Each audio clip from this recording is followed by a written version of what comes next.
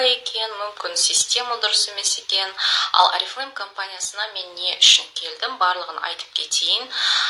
Менің деген көбісі историямды білген кезде, даже Ғайсаханның өзі естіген кезде, ол білген де жоқ. Осы Боровойға жаздың күні барған кезде мен бар сырымды айтқанмын. Қыздардың өздері естіген кезде они были просто удивлены. Хотя для меня это не удивление. Компаниядан кете бастаған кезде менің фирмам минус 36 миллионға банкротқа кеткен. Қандай деңгейде көтеріп, өзіме 4 бөлмелі үй, машина, барлық жағдайымды жасаған кезде, бір жылдың ішінде соның барлығынан айырылған кезде мен түсіндім. Традиционный бизнесте постоянно, систематично жұмыс жасауың керексің, постоянно вкладывать надо. Постоянно вкладывать не тысячные деньги. 1000, 2000, 3000 ондай ақша емес, тіпті 500 мың да аз. Ал көбісі Oriflameға келген кезде көбісі вложение деп ойлайды. Традиционный бизнестағыдай менікіндей вложение болатын болса, қыздар, сіздер деген вообще жұмыс жасамас едіңіздер. Бұл жерге келген кезде мен просто өзімнің денсаулығымды, сосын маған жаңағы денсаулығым нашарлаған кезде бетіме өте үлкен қарадақтар шыға бастады. Но это, конечно, от того, что стресс в жизни пошло. Потому что когда у тебя есть постоянный доход, постоянно сен күшті болып келе жатасың да, и вдруг все становится абсолютно жоқ болып кеткен кезде, ойланып қаласың. Мықты стресс, моральный, материальный стресс болды.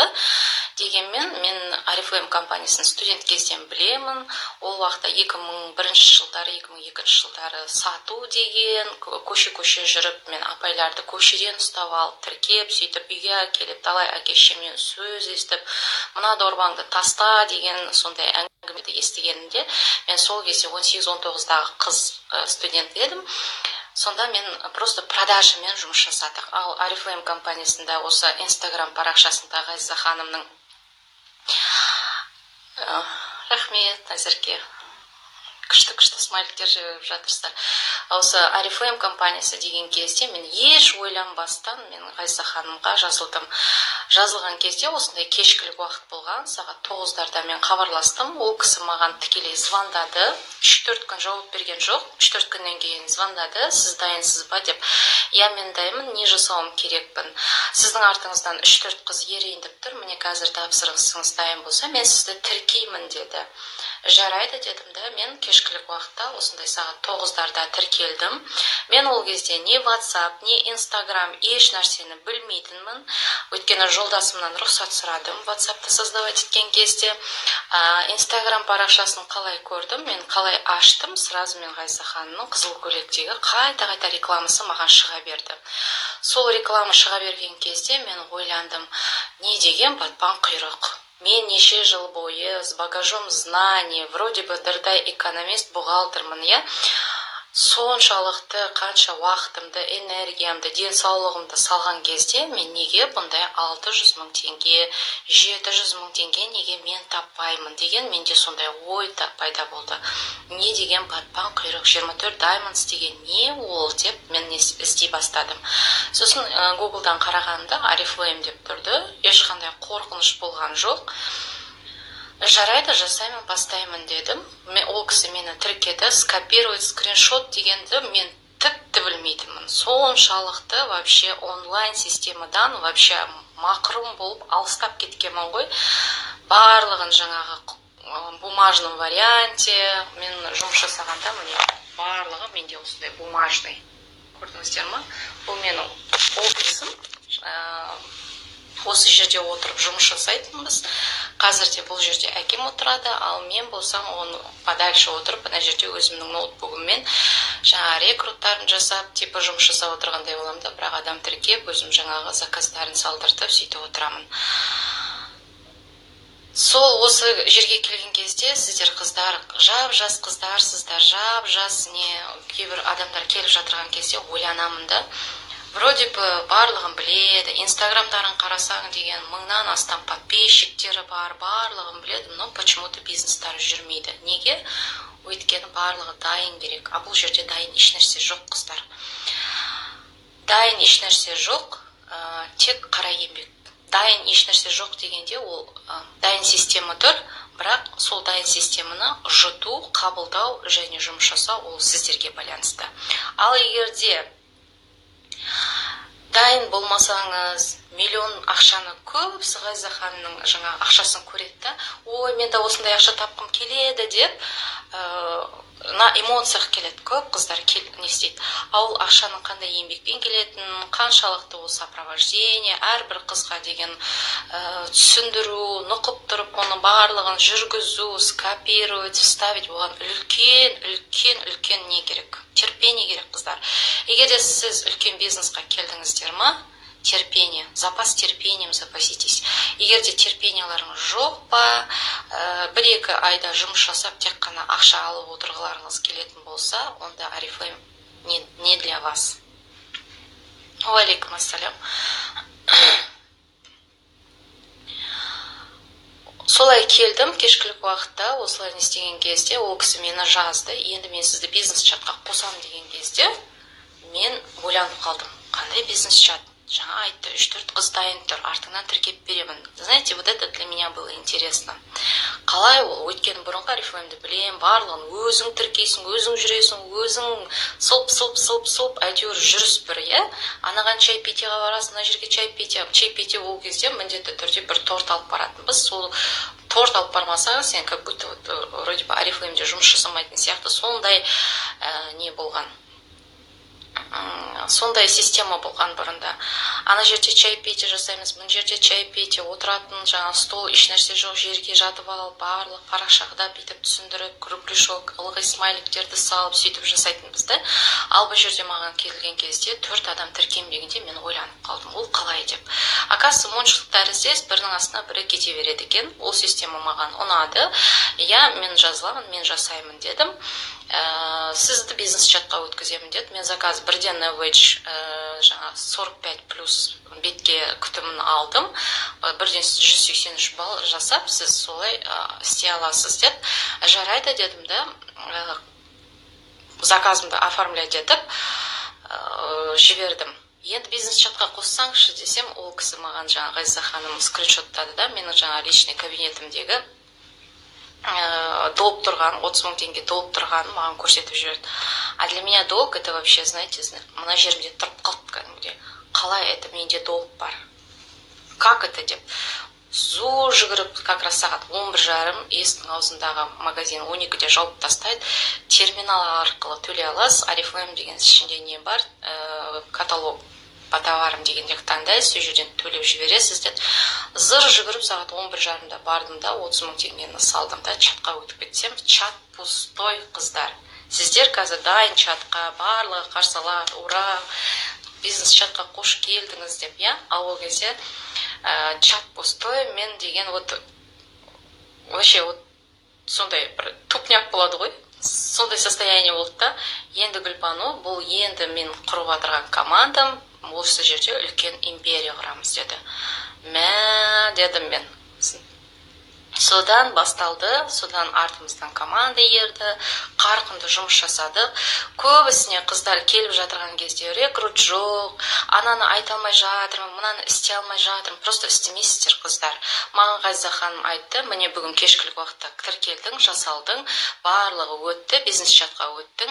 Қазір түнімен отырып, өзіңнің список знакомыйыңды құрда, қалай тойға дайындаласыңдар. Оның алдында мен 2016 жылы інімізді үйлендіргенмін. Список знакомых, қалай құру керегін барлығын үйреніп, сол уақытта білгенмін. Тойға дайындалған кезде алдымда барлығын сартылдатып қарап шықтым. Барлығын не істедім, маған осындай вебинарды ютубтан қарап шық, список знакомых туралы. Содан қарасаңыз барлығын түсінесіз деді. Мен қарадым, ой құратын ешнәрсе жоқ, ни за кого не решай деді. Вот менің ең үлкен жаңағы плюсым болғаны, я ни за кого не решала. анау келе ма келмей ма, ол опақ па сопақ па, ол арифлеймда бар ма жоқ па, не істеп жатыр, не қойып жатыр, оның ақшасы бар ма жоқ па, мен еш нәрсеге қараған жоқпын. Тіпті даже көршіме шейін, мысық асырайтын даже Света деген апайға шейін барлығын список знакомыхқа жазып шықтым. Где-то менде, өтірік айтпасам, 215 список знакомых. Мен әлі де олармен жұмыс жасаймын. Барлығына толық информация беріп шықтым деп айта алмаймын. Хотя бір жыл өтті, иә, қыздар. Әрбіріне өзінше подход керек. Барлығына информация беремін, айтамын, көшеде көріп қаламын, сол жерде тұрып рекрут жасаймын, иә. Сөйтіп бастадым. Мен ұйықтағаным жоқ, қыздар. Сіздер келіп алып, спонсор 2 адам тіркеп береді, 3 адам тіркеп береді деп қарап отыруға болмайды. Адам берем деп айтты деп олай болмайды, қыздар.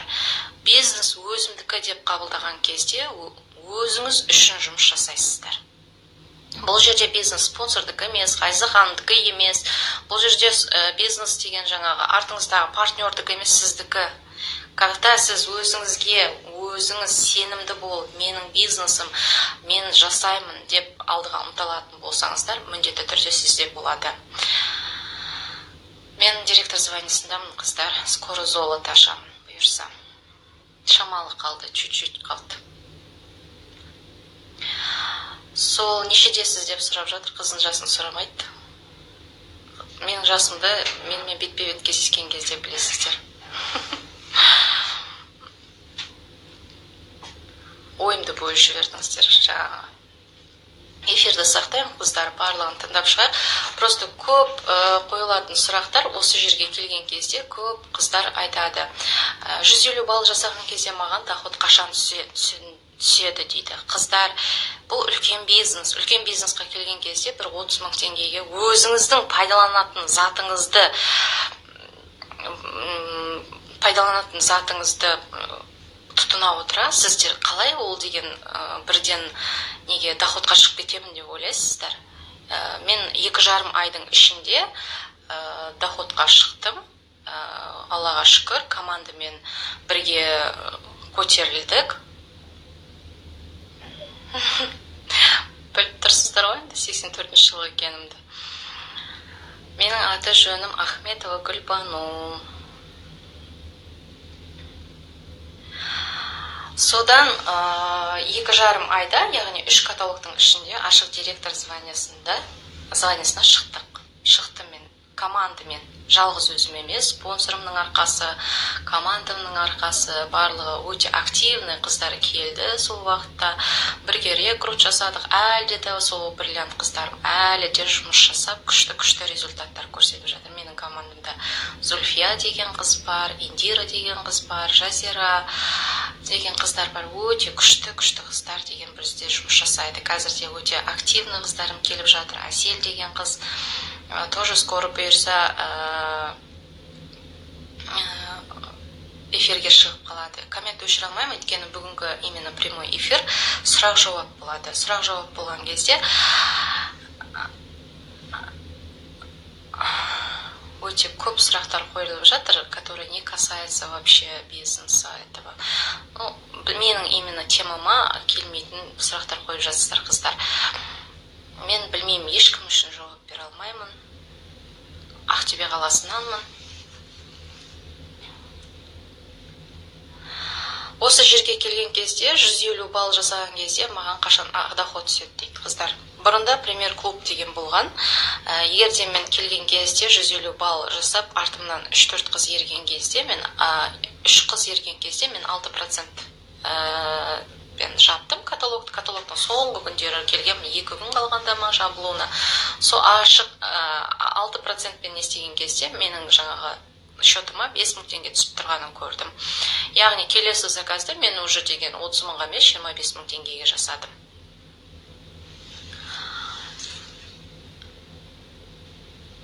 Жаңа айттыңыз, Наваш 45 жасқа қалдым дедіңіз ғой. Иә, 45 жас. Мен өйткені Ғайзахан өзі пайдаланамын деді. Мен де күмәндандым бастапқыда, енді мен өзім жасым 34-те, қалай мен 45 плюс жағамын деп. Ол ол кезде 34-те болғанмын. Қалай мен 45? Ол ештеңе етпейді. Егер де сіз өте аз аралықта результат күткіңіз келсе, онда 45 плюс жағыңыз, мен де соны жағамын деді. Жақсы дедім да, мен соны алдым. Өйткені все-таки қыздар компанияға келген кезде сізді шақырып жатырған спонсордың опыты бар ғой.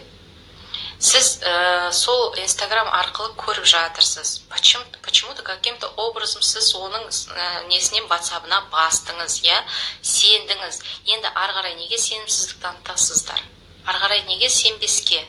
Егер де сіз біреуге сенбейсіз ба, значит сіз өзіңіз бұл өмірде біреуді алдайтын болып тұрсыз ғой. Халал бизнес, бірақ халалы емес қыздар. Көбісінен естіп жатам, бұл бизнесқа келген кезде халал емес. Бұл көбісі айтады, сертификатты көрсетсең жеткілікті деп, Бірақ деген, бізде халал сертификаты бар, барлығы заңды, яғни ешқандай да жануарлар, болмаса өлекселер пайдаланып, бұл компанияның өнімдерінде ешқандай өлексе не пайдаланбайды. Жоқ, ешқандай да харам емес. Өйткені мен ешкімді алдамаймын, ешкімге өтірік айтып шақырмаймын. Бұл жерде өзімнің затымды тұтынамын, өзім сияқты қыздарға тұтынуға, болмаса тұтынатын адамдарға ұсынуға соны үйретемін. Сол арқылы өздерінің бастапқы бизнестарын, заказдарын жасау арқылы қыздар деген үлкен жетістікке жетіп жатыр. Просто көбісі қазіргі система енді ромашка тәріздес бірінің астына бірі кетеді, сол адамдар тіркеледі ғой. Соны көбісі деген не деп ойлайды да, харам, бұл дұрыс емес, артыңнан адам ерген. Егер де сіз сол адамдарға табынып, болмаса бір сеніп, бір соны бір пір тұтып кететін болсаңыз да, сондай жүректеріңізде сондай бір үрей, сондай туындайтын болса, конечно, онда деген ондай болатын болса, бұл жерде маған табын, болмаса маған сен менің артынан жүр, менің істегенімді бүйт сөйт деп айтып жатырған жоқ қой. Мен не айтамын? Мен қалай жасауды үйретемін, просто соны ұйғарасыз. Егер де өзіңіздің системаңыз болса, өзіңіз жасаңыз қалай сізге, бірақ велосипед не надо здесь придумывать.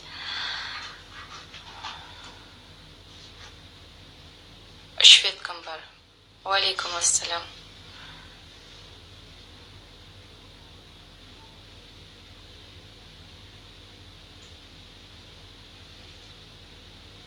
Біздің балымыз үстіміздегі адамға түседі, сосын дейді. Алхамдулиллах. Да.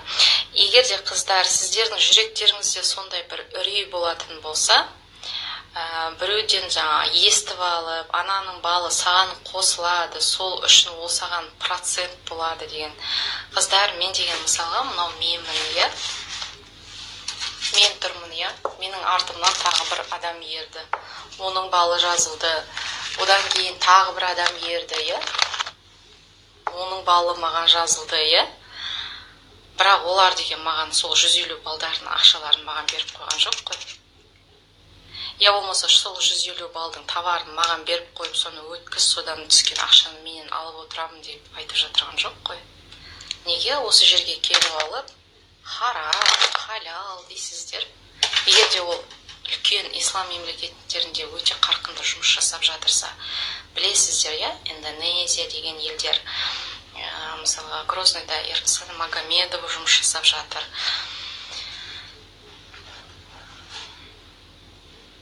Олар жұмыс жасап жатырған кезде, егер де сізде бұл жерде рекрут жасамасаңыз, өзіңіздің тапсырысыңызды жасамасаңыз, сізге ешқандай да ақша түспейді, қыздар. Тіпті сіз 150 балыңызды жасап отырыңызшы, вебинар қараңыз, прямой эфир қараңыз, бірақ рекрут жасамасаңыз, сізге ешнәрсе түспейді. Сіз өзіңіздің 150 балыңыздың разницасын аласыз да болды.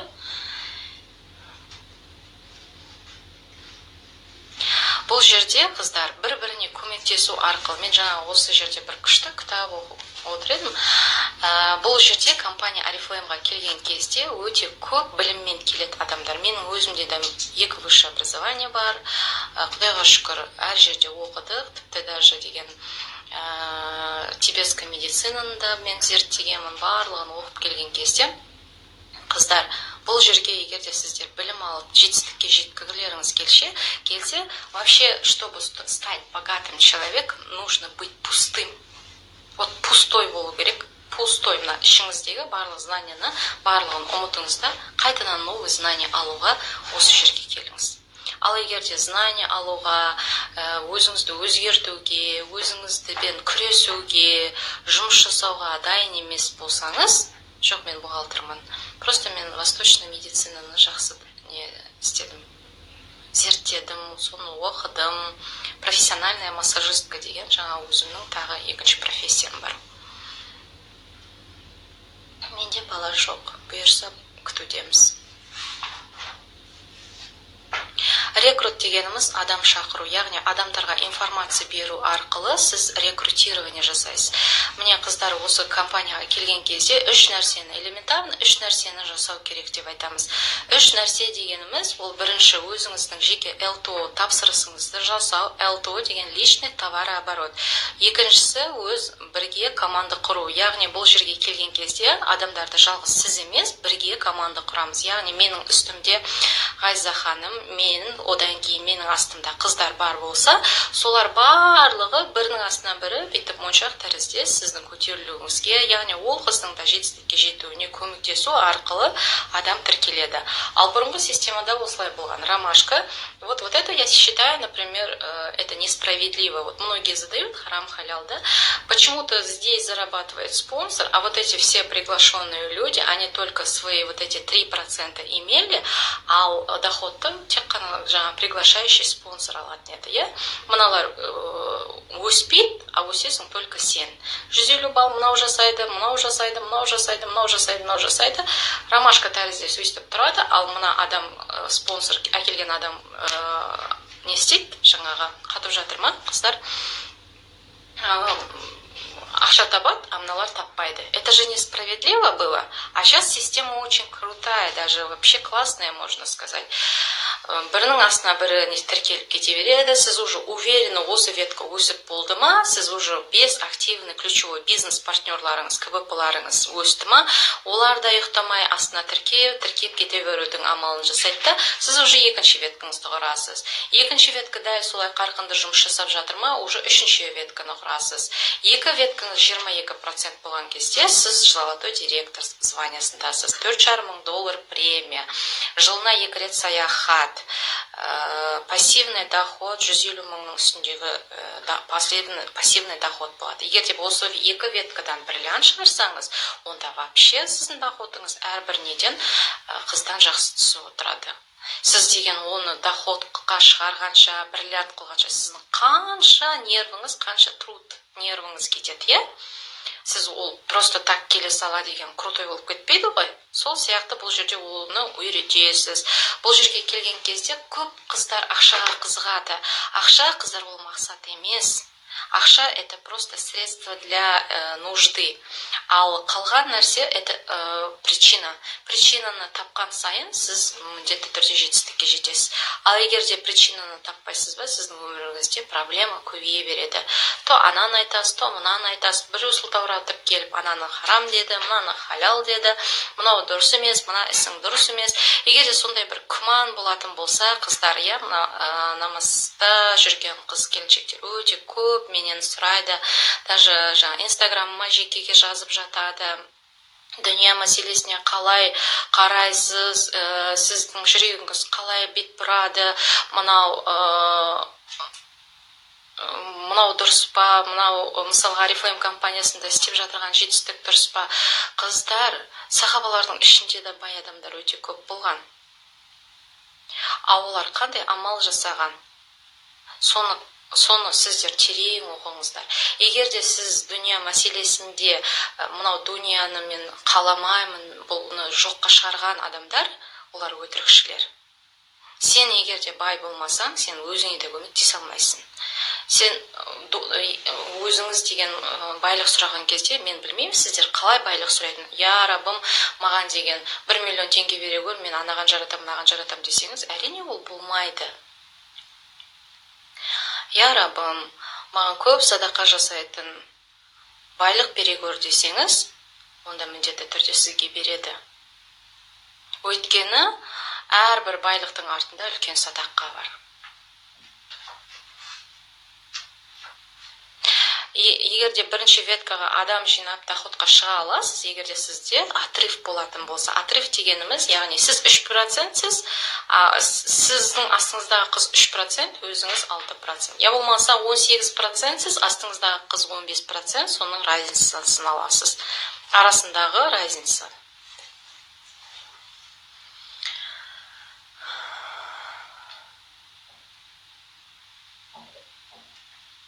Сөйтіп не істеңіз? Мына намазда жүрген қыз келіншектер өте жоғары деңгейге жетіп келе жатады да, почему-то анадан естіді, мынадан естіді, мынау харам деді, анау харам.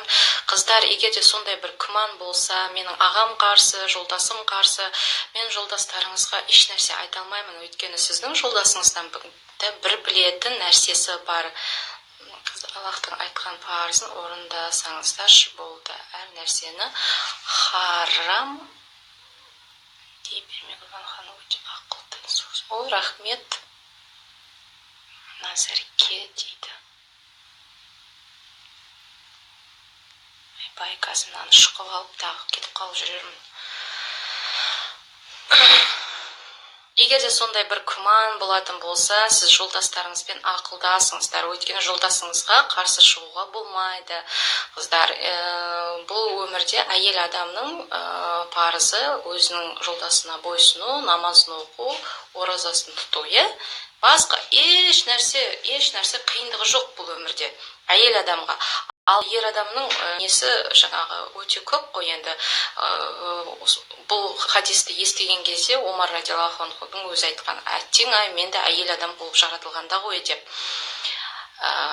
Сондай әйел адамның жаңағы өте жеңіл нәрсе ғана жүктелгенін біле тұра, бірақ әйелдер соны почему-то орындамайды. Жолдас жоқ болса, өзіңіздің Гүлден ханым, сіздің Раббыңыз бар ғой, бізде Раббымыз бар ғой, бойұсынған, Аллах тағалаға иман келтірдік, содан сұраңыз. Истихар деген намаз білесіз, көмек сұрау дұғасы, міндетті түрде өзіңіз осы эфирден кейін, егер де жүрегіңізде үлкен күмән бар болатын болса, ананың айтқаны, мынаның айтқаны, яғни өзіңіздің деген ішіңізде мынадай внутренний голос болмай тұрса, Аллахтан сұраңыз. Осы эфирден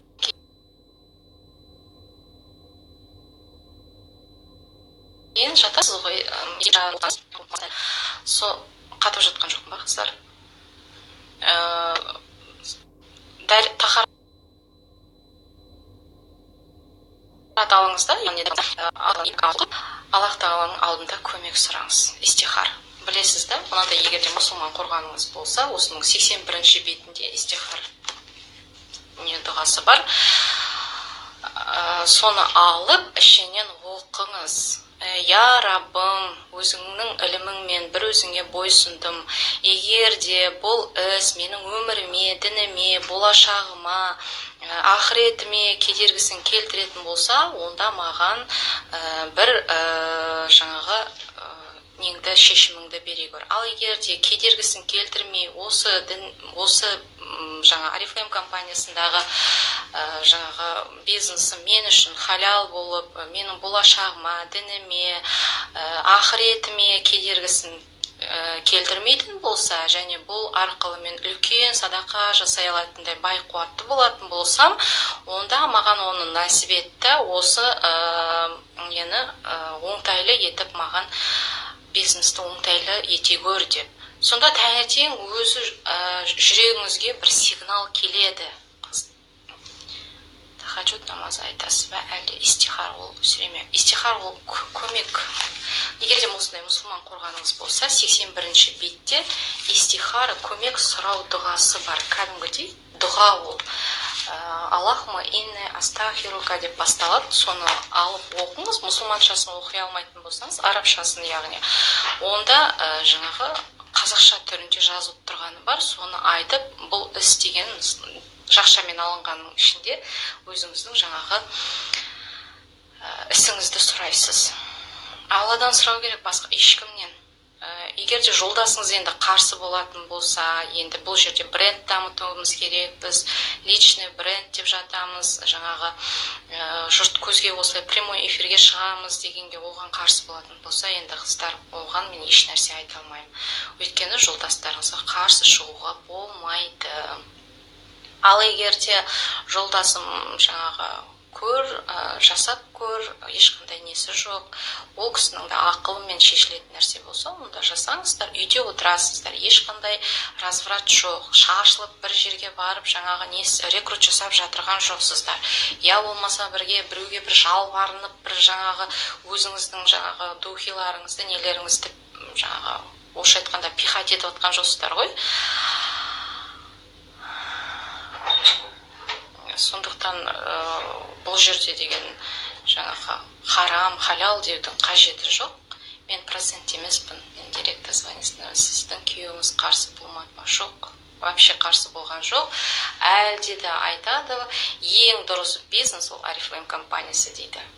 Мен оған ол кісіге қанша нені көрсеттім, традиционный бизнеста да, ол даже традиционный бизнеста қаншама харам нәрселер бар екенін ол біледі. Ол өйткені менен 13 жас үлкен, өте сондай үлкен білімді адам. Бүгін негізі прямой эфирге мен үлгере алмай, жаңағы больницадан шығып үлгере алмай жатсам, ол сол шығады деп айтқам, сол дегенмен үлгеріп сіздердің алдарыңызда отырған жайым бар. Алхамдулиллах, бір әсерім болса, егер де түсінікті болса, конечно, өте қуаныштымын.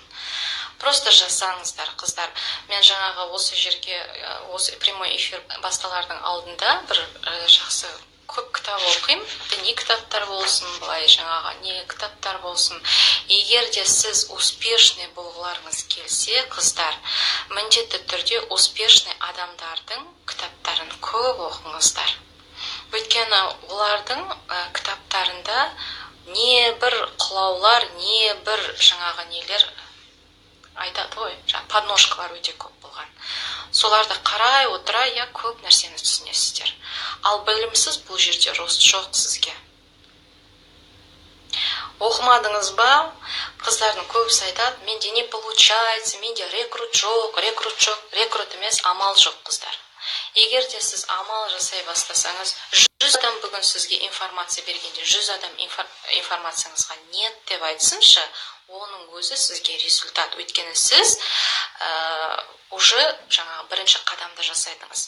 Егер де сіз просто обучение алып, жаңағы неңізді 150 баллыңызды жасап отырсаңыз, вы не в бизнесе. Раз уж если вы сидите в бизнес-чате и думаете, что вы сделали свой личный товарооборот 150 баллов и слушаете каждый день прямой эфир, это не значит, что вы в бизнесе. Екі айда 9% нормально, қыздар, қуаныңыздар. 9%-ті кеше Ғайза ханым айтты ғой, қалай көтерілген. Мен мына жерде жаза алмаймын, қыздар. Гүлбану Хадиджа деген аккаунт, менің аккаунтым білетін болса, осы жерде қыздар жазып жіберсін. Сетевой маркетинг харам дейді, біреу соған көз қарасыңыз. Жаңа ғана айтып кеттім, қыздар. Ешқандай именно Oriflame компаниясы харам емес. Басқа сетевой бизнестарға мен айта алмаймын. Просто осы жақында тағы да бір адам, енді сіз сетевиксіз ғой, өте күшті не жұмыс жасайсыз, сіздің достиженияларыңызды көріп жатыр, біздің сетевой бизнесқа келсеңізші деп біреу мені өте қатты шақырды да. Мен барғаным жоқ, былай просто тыңдап отырып, ананың біреулерге түсіндіріп отырғанын тыңдап отырсам, действительно ананың ішінде түсінген адамға харам нәрсе өте көп. Бір-ақ рет капиталовложение жасайсың дейді, 2 адам шақырасың, и все, саған ақша түсіп отырады дейді. Қыздар, харам нағыз өзі ғой. Вот действительно саған сенің астыңа келіп атады, сен 2 адам жазып қойын, ол 2 адам шақыра береді, сөйтіп шақыра береді.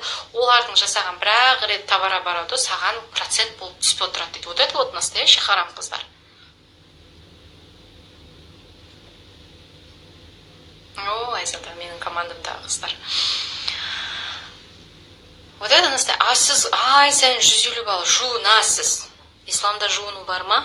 Тазаланасыз. дене түктерін тазалтасыз, иә? Орифлеймде бәрі бар. Шашыңызды жуасыз, майлайсыз. Исламда бар ғой шашты майлау. Бетіңізге әдемі кремдерді жағасыз. Бар ғой барлығы, әдемілену, сұлулану. Тіпті Аллах Тағала тазалықты жақсы көрген. Сіз деген жаңағы әтір себесіз. Халал ғой бәрі. Қай жерін харам көріп тұрсыз вообще? Жоқ, ондай вообще ойым болған жоқ. Мен Oriflame компаниясына әрең келдім. Қыздар, білесіздер ме, осыдан 12, енді бір жыл, 13 жыл бұрын мен директор жаңағы неде компанияда жұмыс жасап жүргенде, өзімнің жұмыс жасап жүргенде, мен постоянно осы Oriflame'ді аңсайтынмын. Өйткені Oriflame'нің иісі менің мұрнымның алдында қалып қойған, үйіме кіріп келген кезде Oriflame'нің иісі аңқып тұрса ғой деген сондай көп ойлар маған келетін. Тіпті 4 бөлмелі үйімді сатып алған кезде, ішін ремонтта барлығын болған кезде, Уалейкум ассалям. Я сақтаймын эфирді. Сонда деген директор званиесін мен 2,5 айда аштым, 3 каталогта. Сонда деген ашық директор, старший менеджер дейміз ғой, жаңа 22%. Сол кезде 2,5 айда аштым. Сонда деген ананың прям аңсап жүретінмін да, қашан менің үйімде Oriflame'нің люсиясы болады, менің үйімде Oriflame'нің мед и молоко деген кремі болса екен деп сөйтіп аңсап жүретінмін. И знаете, қыздар, 12 жылдан кейін өмірімнің алдына келген кезде мен кәдімгідей таң қалдым ғой. Визуализация өте қатты не істейді. Өйткені көбісі айтып жатады, визуализация ол дұрыс нәрсе емес дейді. Қыздар, Құранның өзінде жазылған, Аллах Тағаланың өзі айтады, жақсы ойда болыңыздар дейді. Жақсы ойлаңыздар дейді. Жақсы ойда болыңыздар дейді. Оның өзі уже визуализация. Сен жаман ой ойлап, анаған жының келіп, мынаған жының келіп, ананы жек көріп, мынаны жек көретін болсаң, сіздің өміріңізде еш нәрсе де болмайды. Тағы да қандай сұрақтарыңыз бар? Мен сіздердің сұрақтарыңызға жауап берейін. Рахмет. Далия дейді, рахмет. О, Ақмоншақ, жаным менің. Жақсы келіншек осы, сондай прям жап-жарық келіншек. Ақмоншақ деген. Атына заты сай қыздар бізде өте көп. Қорқынышты қалай жеңуге болады? Аузу биллахи минаш шайтани раджим деп көп айтыңыз. Өйткені қыздар, осы жерге келген кезде сіз активно жұмыс жасайсыз, 18%, 15-тен көтерілдіңіз, 18, сізде рекрут күшті, ызғып келатсыз, енді 22 аз қалды, міне деген кезде, жан жақта неше түрлі сұрақтар кете бастайды. Мәссаған не болды дейді, анау харам деді, ағам келді бүй деді, анау былай деді, мынау былай деді. Қыздар, оның барлығы деген шайтанның сізге салып жатырған ойы. Шайтан тазалықты жақсы көрмейді, аузубиллах. Ол байлықты жақсы көрмейді, өйткені бай адам көп садақа жасайды. Бай адам мейірімді бола бастайды.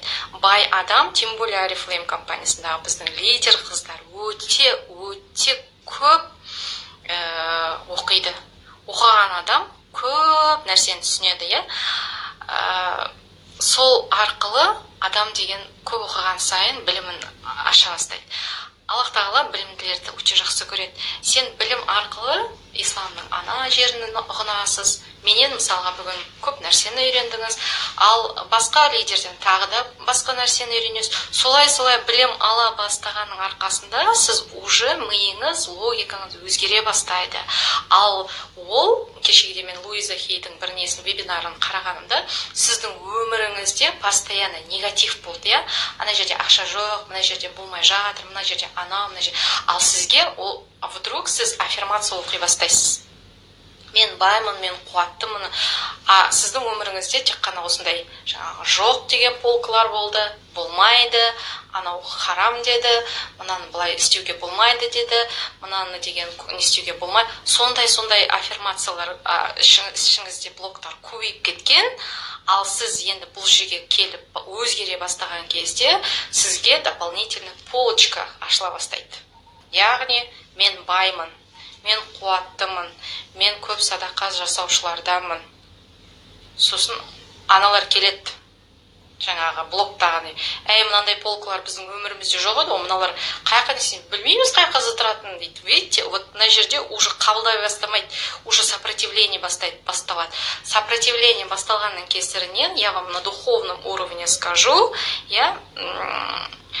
қыздар, все болезни у нас от того, что мы неправильно начинаем думать. Мысалға, басыңыз қатты спазмы болып ауырып тұр ма, это значит, вы не принимаете информацию. Болады ғой, бас қатты ауырады, давление көтеріледі, давлениеңіз түсіп кетеді. Давление түсу – это неуверенность. Неуверенность. Ондай менде де болады, қыздар. Кім айтты мен де тауқуа емеспін ғой, прям керемет болып кеткен. Менде білім бар шығар, бірақ менің оқитын нәрсем өте көп. Менің білмейтін нәрсемді мысалға басқа қыздар біледі, басқа қыздар білмейтін нәрсені мүмкін мен білемін. Сол сияқты нәрсе, қыздар, бұл жерде просто оқисыз, и все. Үйренесіз, аласыз, сіңіресіз, жасайсыз. Үйренесіз, сіңіресіз, аласыз, жасайсыз. Болды, басқа еш нәрсе керек емес. Ананы ойлап, мынаны ойлап, анаған түңіліп, менде рекорд болмай жатыр-ау, информация бермедім-ау, мынаған үйтіп кеттім-ау, ана жерде не істеймін, мына 150 балды әттең мен істей алмадым-ау деп түңіле беретін болсаңыз, ой, яғни шайтан, аузубилlah, сізді азғырта береді. Айлыңыз қанша деп айта берді-ау. Кітап оқыңыз. Мен мысалға мынандай кітап оқимын. Тағы да мен аяқтағы кітаптар, мына кітапты жиі оқимын. Ана жақта да кітаптарым бар, библиотека. Ислам ғылым халы деген кітабым бар.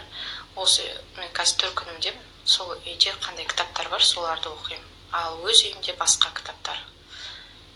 Жолдасыңызды кіргізбейсіз, просто екеуіңіз, мысалға, сіз осы компаниямен жаңағы өзіңіздің неңіз бар ма, жаңағы регистрационный номер, екеуіңіз просто номерді біріктіресіз, бірге жұмыс жасайсыз, и все.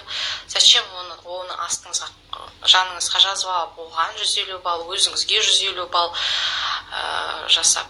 Енді тіркелдім, әр каталогты 100 балл салып отырсам бола ма? 100 балл салып отырсаңыз, өзіңіздің шаговый подаркілеріңізді аласыз, бірақ доход бізде 150 баллға түседі. 149 балл болып қалса да, сізге уже доход түспейді.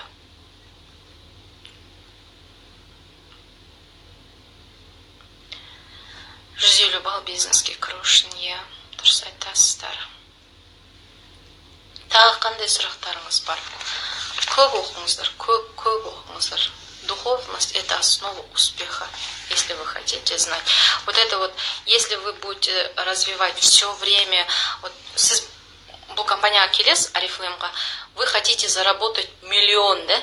Но вы почему-то не знаете для чего. Если вы не знаете, если она у вас стоит как цель, вы никогда не достигнете. Сіз сол миллион деп жүріп шашып кетесіз.